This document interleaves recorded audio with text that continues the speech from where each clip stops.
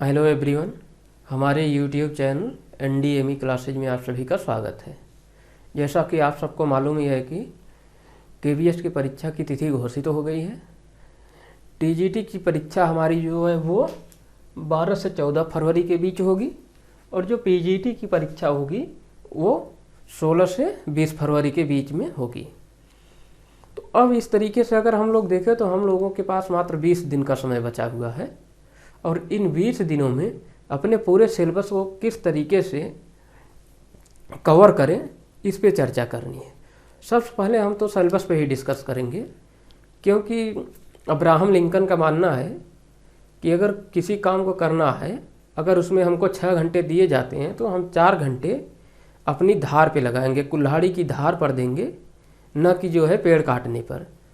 तो इसका कहने का सेंस यही है कि जो कुछ पढ़ना था, जो कुछ समझना था, वो तो आप पढ़ चुके हो, लेकिन अब जो 20 दिन बचे हैं इनमें कौन सी रणनीति अपनाई जाए, किस तरीके की रणनीति अपनाई जाए और उस पर हम फोकस करेंगे। उसी के अकॉर्डिंग हम सिलेबस को देखते हुए अपनी रणनीति पर चर्चा करेंगे और इस 20 दिन में फास्ट ट्रैक के कोर्स की तरह पूरा हम उसका रिवीजन करने की कोशिश करेंगे, ताकि कहीं से कुछ छूट न जाए। और प्रश्नों का आधार बनाते हुए कि किस तरीके के प्रश्न आएंगे और किस तरीके के प्रश्न प्रीवियस ईयर में पूछे गए हैं, उनको एक आधार मानेंगे, उन्हीं आधार पर आगे की चर्चा करेंगे हम।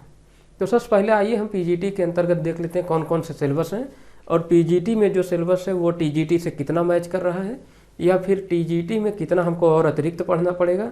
TGT में ज़्यादा सिलेबस है कि PGT में ज़्यादा सिलेबस है, और ये जो सिलेबस है हम उसके सिर्फ एक खंड पर चर्चा करेंगे, सिर्फ व्याकरण पोर्शन पे, क्योंकि जो साहित्य का पोर्शन है वो इससे थोड़ा हटके है।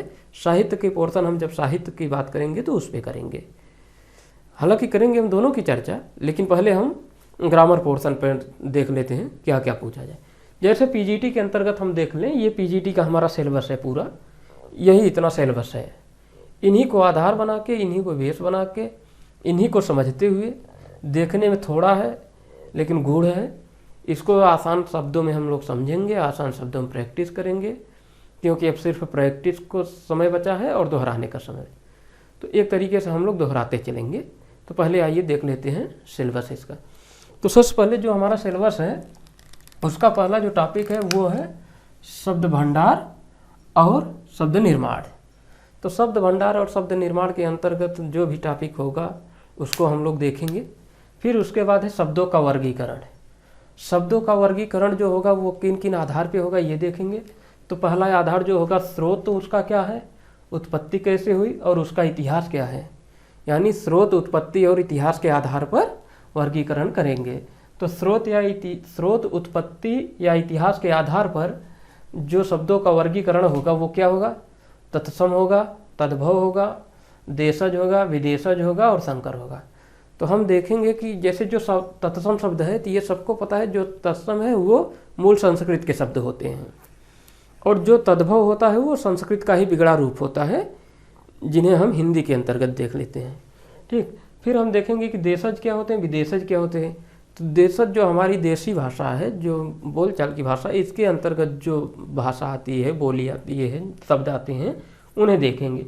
फिर विदेशज बाहरी, जैसे पुर्तगाली हुआ, अरबी फारसी हुआ, हाँ, चीनी हुआ, इस तरीके से जो शब्द होंगे उनको हम देख लेंगे। फिर संकर, संकर के अंतर्गत हम देखेंगे कि वो कौन से मिश्रित शब्द हैं जो मान लीजिए कि अरबी और फारसी से मिलकर बना है, हाँ, लैटिन शब्द कौन सा है, इस तरीके का हम शब्द देखेंगे उसके। फिर रचना के आधार पर, रचना के आधार पर जो शब्द को होगा, मूल या रूढ़ शब्द होगा, व्युत्पन्न शब्द होगा, यौगिक होगा और योग रूढ़ होगा। व्युत्पन्न शब्द या यौगिक शब्द, तो मूल का मतलब जो मूल ही हो, जिसमें किसी तरीके का कोई तोड़ फोड़ ना हो, अपने उसी आकार प्रकार में हो, वो मूल शब्द होते हैं। यौगिक शब्द क्या होते हैं, या व्युत्पन्न या यौगिक शब्द दोनों एक ही बात है। तो यौगिक शब्द होते हैं कि माने वो उनसे जुड़े हुए हों। ठीक, योग रूढ़ जो होता है वो मूल शब्द और यौगिक शब्द दोनों को मिलकर जो होता है वो योग रूढ़ होता है, यानी जो मूल शब्द होगा उसका तोड़ फोड़ नहीं होगा, उसमें विभाजन नहीं होगा, वो अपने मूल स्वरूप में ही उपस्थित होगा और ये शब्द जो है व्युत्पन्न या यौगिक शब्द जो है, योग रूढ़ शब्द जो है, ये मिलकर बने हैं।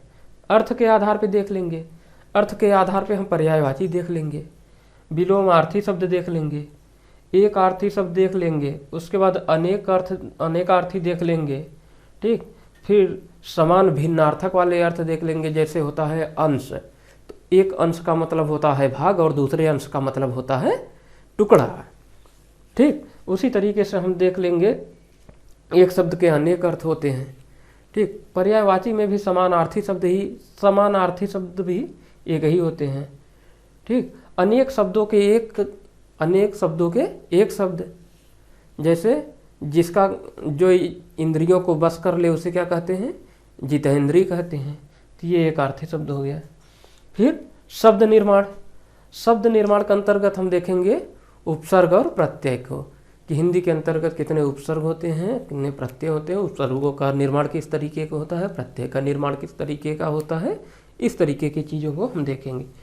फिर हम समास देख लेंगे कि समास क्या है, समास के कितने भेद हैं और कौन कौन से प्रमुख समास हैं और उसके कौन कौन से प्रमुख उदाहरण हैं, ठीक। फिर उसके बाद पुनरुक्त शब्द, युग्म शब्द, ये सब हम देख लेंगे। उसके बाद जो आता है हमारा पद तथा पदक्रम।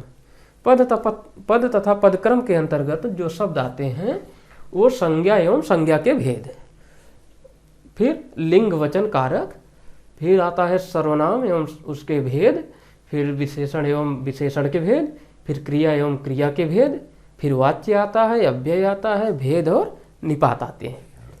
इस तरीके से ये सारे सिलेबस। फिर आता है आपका बिंब, फिर आता है आपका अलंकार।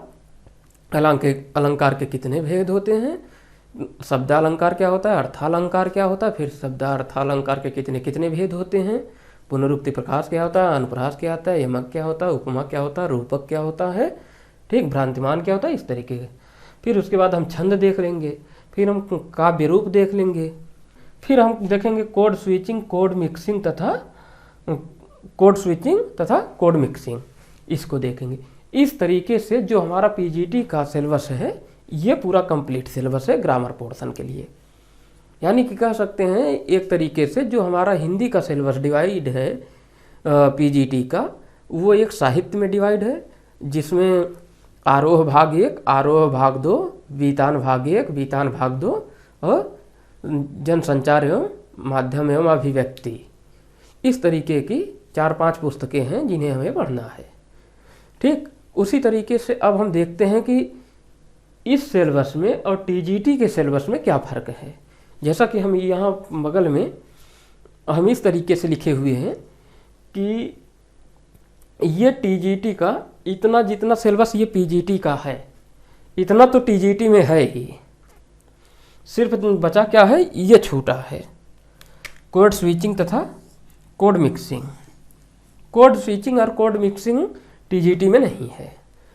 बाकी सारे ये जितने चर्चा की गई है, शब्द भंडार और शब्द निर्माण हो, चाहे शब्दों का वर्गीकरण हो, चाहे ये रचना के आधार पर शब्द की बात हो, चाहे अर्थ के आधार पर रचना हो, चाहे शब्द निर्माण हो, चाहे पद तथा पदक्रम हो, यानी जो भी यहाँ आपको दिख रहा है ये सारे के सारे टीजीटी में हैं।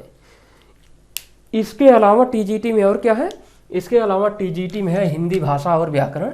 अर्थात जब हिंदी भाषा और व्याकरण की बात होगी तो वहाँ ये बात होगी कि हिंदी भाषा की उत्पत्ति कैसे हुई, हिंदी भाषा का इतिहास क्या है, हिंदी भाषा का आदि रूप क्या है और हिंदी की आदि जननी कौन है, ठीक। उसके बाद भाषा क्या है, भाषा की उत्पत्ति कैसे हुई, भाषा किस शब्द से बना है, ठीक। इस तरीके से इसकी चर्चा होगी, भाषा की परिभाषा पे चर्चा होगी। फिर हम देखेंगे कि व्याकरण, तो व्याकरण देखेंगे तो व्याकरण के अंतर्गत हम ये देखेंगे कि व्याकरण का शाब्दिक अर्थ क्या होता है, व्याकरण की परिभाषा क्या होती है, व्याकरण का हम प्रयोग क्यों करते हैं और व्याकरण के अन्य भेद क्या हैं। तो इस तरीके से देखते हुए फिर अगला जो जुड़ा हुआ है इसमें पीजीटी के अलावा वो है वर्ण व्यवस्था। वर्ण व्यवस्था के अंतर्गत हम देखेंगे वर्ण, मात्रा और अक्षर। अर्थात हम देखेंगे कि जो कॉमन भेद होता है वर्ण और अक्षरों में वो कौन कौन से हैं। जैसे देख लेंगे कि वर्ण, तो हिंदी वर्णमाला के अंतर्गत वर्णमाला के अंतर्गत 52 वर्ण आते हैं। तो लेकिन इन वर्णों का जो भेद है, रचना का भेद है, वो दो प्रकार में होता है, एक स्वर में एक व्यंजन में। तो फिर हम देखेंगे कि स्वरों के कितने भेद हैं, रचना के आधार पे, मात्रा के आधार पे, और फिर उसके भी कितने भेद हैं और किस भेद के अंतर्गत कौन कौन से स्वर आते हैं, इन सबको हम देखेंगे। उसी तरीके से होगा कि व्यंजन, व्यंजन के कितने भेद हैं, हाँ। फिर उसके बाद संयुक्त व्यंजन कौन होता है, संयुक्त स्वर कौन होता है, इस तरीके से देख लेंगे। फिर उसके बाद बात होगी मात्रा की, कि जो मात्राएं होती हैं स्वर की, मात्राओं तो स्वर की होती है, और उन मात्राओं का जो प्रयोग होता है वो प्रयोग होता है किसके साथ, व्यंजन के साथ। भाई बिना व्यंजन के कैसे, बिना व्यंजन वर्णों की सहायता से हम मात्रा का प्रयोग तो कर नहीं पाएंगे। अब जैसे मान लीजिए हमको कु लिखना होगा तो उ की मात्रा लगानी होगी, तो क का सहारा लेंगे तभी तो कु होगा, बिना क के सहारे की कैसे हम उ की मात्रा का प्रयोग करेंगे। तो इसी तरीके से हम देखेंगे कि मात्रा कहाँ पर और कैसे प्रयोग होगी, किसके साथ होगी और उसका क्या महत्व है। फिर हम देखेंगे अक्षर क्या होते हैं। अक्षर का मतलब ही होता है न क्षरति इत अक्षरम, संस्कृत के एक पदवाक्य से बना हुआ है, अर्थात जिसका कोई क्षरण ना हो, जिसका कोई विनाश ना हो, हाँ। और उन अक्षरों के अंतर्गत देखेंगे कि कौन कौन से अक्षर होते हैं, कितने अक्षर होते हैं, ठीक। तो ये देखेंगे। फिर बात आती है आगे टीजीटी वाले सिलेबस में वर्तनी की। वर्तनी देखेंगे, हाँ, वर्तनी की व्यवस्था कैसे होती है। फिर वर्ण के स्तर पर देखेंगे, शब्द के स्तर पर देखेंगे और वाक्य के स्तर पर। वर्ण के अक्षर पर स्तर पर देखेंगे, मान लीजिए जैसे अगर स्र लिखा है, यहाँ अगर स्र लिखा है तो ये कैसे लिखा है, कैसे बना है, किन किन वर्णों से बना है। और वाक्य के स्तर पर अगर देखा जाए, शब्द के अक्षर स्तर पर, तो मान लीजिए जैसे ये उज्ज्वल लिखा है, हाँ, अब इसकी जांच करनी हो कि ये सही है कि गलत है, तो इसको हम देखेंगे। तो फिर हम देखेंगे कि जैसे वाक्य की बात की जाए तो वाक्य के स्तर पर हम क्या देखेंगे, वाक्य के स्तर पर हम ये देखेंगे कि मान लीजिए जैसे गन्ने का ताजा रस है, तो अब हम इस वाक्य को देखेंगे कि ये सही है कि गलत है, इसमें क्या अशुद्धियां हैं। तो इस तरीके के जो वाक्य के स्तर पे अशुद्धियां हम देखेंगे या शुद्धि देखेंगे वो इसी स्तर पे होगी। शब्द के स्तर पर जब देखेंगे तो इस तरीके की होगी, और वर्ण के स्तर पर देखेंगे तो ये क जैसे देखेंगे, हाँ, फिर स्र देखेंगे, फिर त्र देखेंगे, इस तरीके के संयुक्त हैं। जैसे ए हम देखेंगे, हाँ, कि कहाँ कैसे किन वर्णों से मिलकर बने होते हैं, अगर वो सही लिखा है कि गलत लिखा है, इस तरीके से देख लेंगे। फिर बात आती है संधि की। संधि के अंतर्गत हम लोग देखेंगे कि संधि क्या होती है और संधि के कितने प्रकार होते हैं, ठीक। संधि क्या होती है, संधि के कितने प्रकार होते हैं और कौन कौन से प्रकार हैं, उन प्रकार के अंतर्गत कौन कौन से उदाहरण हैं। जैसे मान लीजिए 3 संधियां हैं, तो तीनों संधियों के एक एक कौन कौन से उदाहरण है, और उन उदाहरणों को देखते हुए कैसा उनका प्रयोग होता है, कैसे संधि बनती बिगड़ती है, और कौन कौन सी महत्वपूर्ण संधियां हैं और उनके उदाहरण क्या हैं, उसको हम देखेंगे और चर्चा करेंगे। फिर उसके बाद हम देखेंगे मुहावरे एवं लोकोक्तियाँ। मुहावरे एवं लोकोक्तियों के अंतर्गत हम ये देखेंगे कि कौन सा मुहावरा है, कौन सी लोकोक्ति है, और उसका प्रचलन कैसा है, उसका भावार्थ क्या होता है, उसका शब्द क्या। क्योंकि देखिए यहाँ जहाँ तक संभावना है कि इस बार पेपर जो होगा वो ऑनलाइन होगा, और ऑनलाइन पेपर में ये संभावना बनी है इस बार कि पहले क्या होता था कि जो प्रीवियस ईयर देखा जाए तो वहाँ के जो सवाल होते तो थोड़ा सिंपल थे, थोड़ा जो है वन लाइनर टाइप के थे। लेकिन इस बार हो सकता है कि सिलेबस में थोड़ी सी क्लिष्टता आए और वो वन लाइनर के बजाय एनालिसिस टाइप के दें, कि जैसे मान लीजिए अगर इसी की परिभाषा पूछ लें कि मुहावरे और लोकोक्ति में क्या अंतर होती है, उसमें 4 विकल्प दे दिए कि ये मुहावरा है, ये लोकोक्ति है, एक सही है, 2 सही है या कोई सही नहीं। इस तरीके कूट टाइप का भी हो सकता है, कुछ भी हो सकता है। तो हम अपनी तैयारी उस धार पे करेंगे, उस लेवल पे करेंगे कि प्रश्न किसी भी तरीके से पूछे छूटने ना पाए, और इन सब को ध्यान रखते हुए हम आगे बढ़ेंगे। फिर हम देखेंगे कि अब तो एक तरीके से हमने देख लिया कि जो हमारा सिलेबस है ग्रामर पोर्शन का, टीजीटी और पीजीटी का, दोनों का अंतर हमने समझा। अब इन दोनों को अंतरों को समझते हुए अब हमको ये समझना है कि किस तरीके की रणनीति बनाए कि इन 20 दिनों में इन पूरे सिलेबस को कवर कर लें, हमारा एक भी पोर्शन ना छूटे। तो हम एक एक टॉपिक को एक एक करके डिस्कस करते चलेंगे। डिस्कस इस तरीके का होगा कि हम आपको ये मान के चलेंगे कि आपको बेसिक चीज़ें सारी कुछ आती हैं, बस आपको रिवीजन करना है। कोशिश ये भी रहेगी कि कहीं से कोई क्वेश्चन ना छूटने पाए, ना तो कोई मिस होने पाए। उसके साथ साथ कैसे प्रश्नों में उसका प्रयोग होगा इसको भी हम देखेंगे कुछ प्रश्नों के माध्यम से। तो इस तरीके से पूरी चर्चा और परिचर्चा आगे बढ़ेगी एक एक करके, और इस तरीके से हम 20 दिनों का जो एक रणनीति होगी उस रणनीति के तहत ये जितने भी टॉपिक हैं उनको 20 दिन में कवर करने की कोशिश करेंगे। इस कवर के साथ साथ प्रश्नों को भी देखते चलेंगे, और प्रश्नों को हम 2-3 तरीके से देखेंगे, एक सरल मोड में, एक मीडियम मोड में, एक सबसे जो है हाईएस्ट लेवल में, ताकि ये ना हो कि सवाल कुछ किसी तरीके से पूछे तो हम लोग हल ना कर पाएँ। ठीक है, तो आज हम इतनी ही चर्चा करते हैं।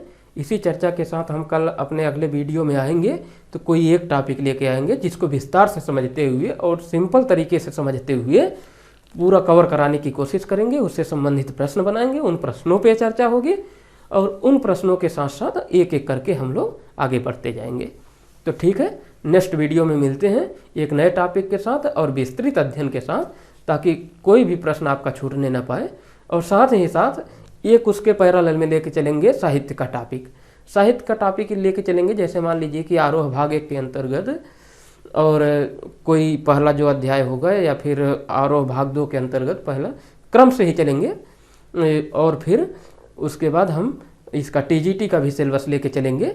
कुल मिला के हम 20 दिनों की जो रणनीति होगी उसके अंतर्गत सारे विषयों पे चर्चा करेंगे। आपका कुछ भी मिस नहीं होगा।